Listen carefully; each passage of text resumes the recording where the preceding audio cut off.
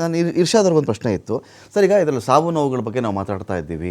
ಕರ್ನಾಟಕದ ಕಡೆಯಿಂದ ಸರ್ ಸುಮಾರು ಜನ ಇದರಲ್ಲಿ ನಾಪತ್ತೆ ಆಗಿಬಿಟ್ಟಿದ್ದಾರೆ. ವಿಶೇಷವಾಗಿ ಜಗ್ಗಿ ವಾಸುದೇವ್ ಇಶಾ ಫೌಂಡೇಶನ್ನ ಜಗ್ಗಿ ವಾಸುದೇವ್ ಅವರು ಒಂದಷ್ಟು ವಿಷಯ ಹೇಳ್ತಾ ಇದ್ದರು, ದುಃಖದಲ್ಲೂ ಇದ್ದರು. ಈ ಥರ ಅವ್ರು ಹೆಚ್ಚು ಕಡಿಮೆ ಅಲ್ಲಿಂದ ಒಂದು 70-79 ಜನ ಅವ್ರೀಗ ಕಾಣಿಸ್ತಾ ಇಲ್ಲ, ಅವ್ರ ಬಗ್ಗೆ ನಮಗೆ ಇನ್ಫಾರ್ಮೇಷನ್ ಇಲ್ಲ, ನನ್ನೇ ಅಲ್ಲಿ ಕಳಿಸ್ಕೊಟ್ಬಿಡಿ ಅಂತೇಳಿ. ಏನು ಕರ್ನಾಟಕದ ಕಡೆಯಿಂದ ಕನ್ನಡಿಗರನ್ನು ಸುರಕ್ಷಿತವಾಗಿ ಕರ್ಕೊಂಡು ಬರೋ ದೃಷ್ಟಿಯಿಂದ ಏನು ಮಾಡ್ಕೊಂಡಿದ್ದೀರಿ ನೀವು ಅಂತ?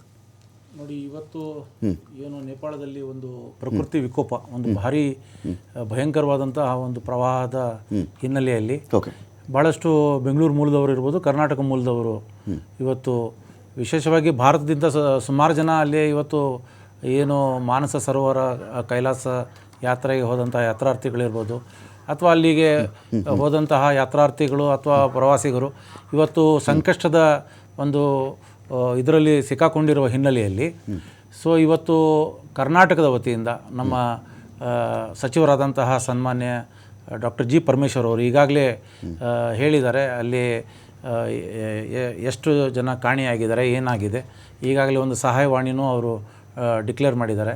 ಆ ಸಹಾಯವಾಣಿ ಮುಖಾಂತರ ತಾವು ಅದನ್ನು ನಾವು ಅಲ್ಲಿ ರೀಚ್ ಆಗುವಂಥ ಕೆಲಸವನ್ನು ನಮ್ಮವರಲ್ಲಿ ಪ್ರವಾಸಿಗರಲ್ಲಿ ಸಿಕ್ಕಾಕೊಂಡಿದ್ದಾರೆ, ಮಲ್ಲಿನಾಥನ್ ಅಂತ ಹೇಳಿ.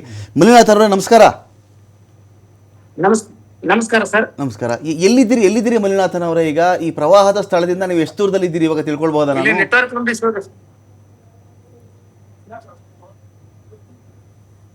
ಈ ಪ್ರವಾಹ ಆಯ್ತಲ್ಲ, ಅಲ್ಲಿಂದ ಎಷ್ಟು ದೂರದಲ್ಲಿ ಇದ್ದೀರಾ ತಾವು ಅಂತ ಮಲ್ಲಿನಾಥನ್ ಅವರೇ?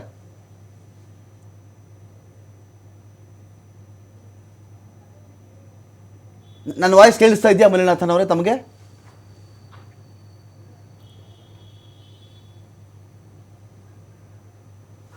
ನಾನು ಮತ್ತೆ ಮಾತಾಡ್ತೀನಿ, ಅವ್ರನ್ನ ಪ್ರಯತ್ನ ಪಡ್ತೀನಿ ಅವ್ರನ್ನ ಸಂಪರ್ಕಕ್ಕೆ ತೆಗೆದುಕೊಳ್ಳಲಿಕ್ಕೆ.